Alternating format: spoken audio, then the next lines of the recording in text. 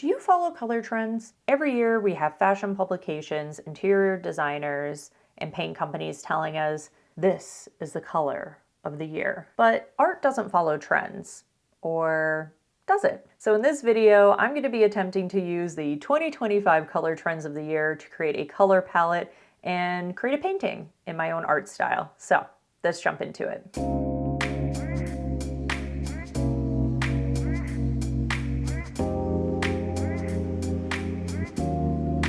Hi friends, welcome back to my channel. For those of you that don't know me, my name is Fiona and I'm a full-time artist. And on this channel, I'd like to take you with me on my artistic journey. So we work on projects here in my studio, go out to see art exhibits, buy art supplies and share my haul with you, and artist tips whenever I may have them. So if that sounds like something you're into, please like and subscribe. It's one free click for you, but makes a big difference for my channel, and I would really appreciate it. All right, friends, so it has been a little while since I've worked on a painting in my studio. If you follow along on my Instagram and Facebook, then you'll know that I have been working on a mural this week. But when it comes to my studio practice, I'm feeling like I need a little bit of a warm-up. So I thought that using the 2025 color trends would be a fun prompt to get us going in our 2025 studio practice. So first thing I have to do is a little bit of research. Let's jump into it. All right, so I'm going to start with this article I came across from Refinery 29, which is a fashion publication if you're not familiar with them. But this is sort of what sparked the idea for this video. I had been fed the article and I went through it and thought, wow, this palette would actually look really nice in a painting. Of course, everything always goes back to art with my brain. So let's take a look at what the colors are. We have 24K gold, very nice punchy yellow. Tea rose, which is like a soft pink, icy blue, kind of a gray blue, marigold, I like that, that pops, cardinal red, which I also love, periwinkle, which is a purpley blue, chocolate brown, a nice neutral, and frog green, another punchy green, kind of like that brat green that's quite popular. So there's a lot to like here. There's a good combination of punchier colors and neutrals, which would make a good palette for a painting. But let's take a look at what Pantone is saying for the year. So if you're an artist, I am sure you're familiar with Pantone's color of the year. Every year they post it and I always see artists resharing it and whatever their opinions may be on it, good and bad. So let's take a look at what the 2025 color of the year is. All right, so going to their website, it is Mocha Mousse, the 2025 color of the year. So they want connection, comfort, and harmony. And they have a lot of nice textures here on the website and mood board feeling. We have some quotes here from the Pantone Color Institute, which is nice. But yeah, they say here, simple and comforting, a soft, warming brown. So not unfamiliar from what we saw in the Refinery 29 article where they had a chocolate brown. We also have some color palettes, so there's a more neutral one. Floral pathways, I do quite like that. But the website is quite robust and it goes even into brand collaborators they have here for the colors. So they are really pushing the Mocha Mousse. But let me know what you guys think of it. Once again, something warm and neutral. Okay, let's see what the paint companies have to say about 2025. Starting with Benjamin Moore, we have Cinnamon Slate, which is their color of the year. And they have some palettes here that will work with it. Once again, quite neutral. They are bringing in some greens. We're seeing a teal here that we haven't seen in the other palettes, which I personally like quite a bit. Here's how it would work in interiors. But this could also work for an art palette if we want. Here's the color of the year in spaces. You can see it paired a lot with greens, it seems. But yeah, it's sort of that purpley brown, not too different actually from the Pantone color selection of the year. Still in the brown family though. And here we go, we got all the advertising with painting the rooms with the cinnamon slate, and I'm sure they're gonna show their other palettes. Here we go, right into it. We got green tissue pink, which I actually like that. That's a nice neutral. We have a dark green as well. So these are sort of the colors paired together. It does go nice with gold elements and black. So yeah, we got a warm brown. Once again, we have We have directors of color and marketing and design speaking to the color. And I think what they keep coming back to across the board on all of these is this idea of comfort and harmony and elevated earth tones. She refers to it as a healthier plum color. Still in the world of brown though. So once again, they have some inspiration here at the bottom. They show pairings and palettes, which we can totally adopt for an art piece. And I think that would work out well. I do like this color though. It's more of a mauve. And these websites are quite robust. I'm going to have them all linked below if you want to take a browse through for yourself and get some inspiration. Sherwin-Williams has what they call a color capsule. So they show us a palette for the year. Although if you take a deeper dive into their website, they do have colors like per month, which I imagine that's how they're going to end up dividing this up. I know January is more of like a creamy white color, maybe this white snow, similar to that. But yeah, the website goes into showing the entire palette together. Once again, lots of browns. There's a mauve in there, a pop of yellow, a pop of blue, but plenty of neutrals in their palette, which is nice. It's not typically what I would be attracted to in a painting, but I think if we have a bit of the pops with the neutrals, we could make something interesting. I think we've collected enough research now that we can create our own color palette. Let's do it. All right, friends, I have the 3 palettes pulled up that are from Pantone, Benjamin Moore, and Sherwin-Williams. And I tried my best to pull things that are in the same world.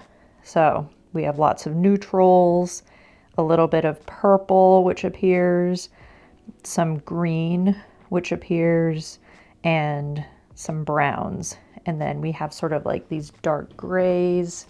I thought like that was a pretty good match there.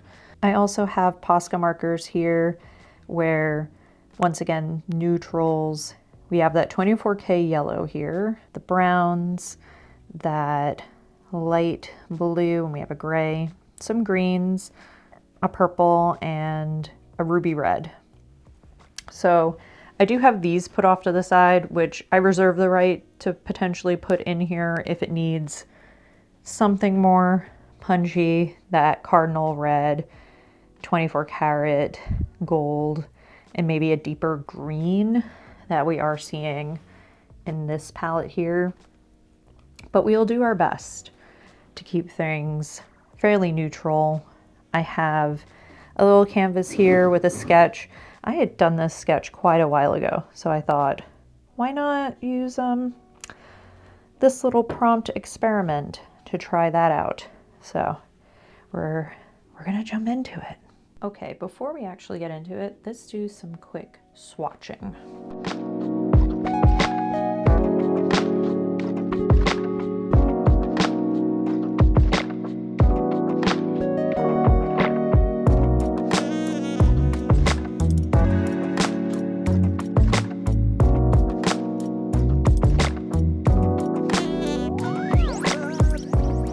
So here is the palette that I am working with compared to what we have on screen. I feel like we're in the same world. What do you think? I feel like we have a good majority of the colors, so we're gonna go with this palette. Let's jump into it. All right, so I definitely want to keep this background pretty neutral. So let's see what we got here.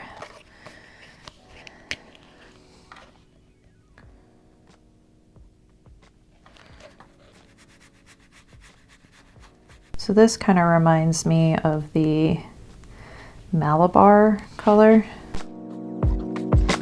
I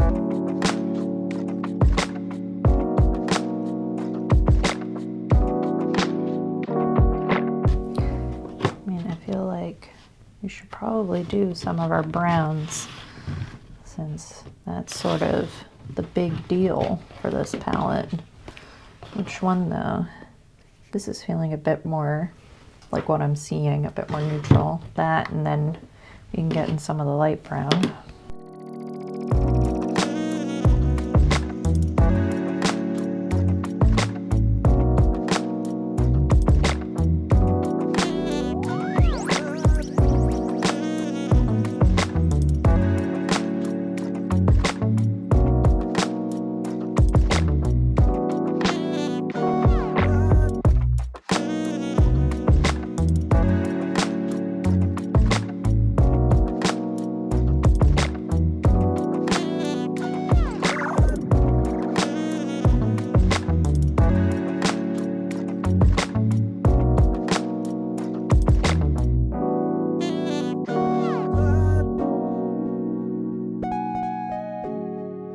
Okay, I finished blocking in the background real quick. It is going to have to be cleaned up in some spots, but this is just the first layer. And as you can see, it is dark outside, so I think this is a good point to stop for the day. Gonna let this dry, and I will come back to it tomorrow and we'll add some more layers and see what our progress looks like.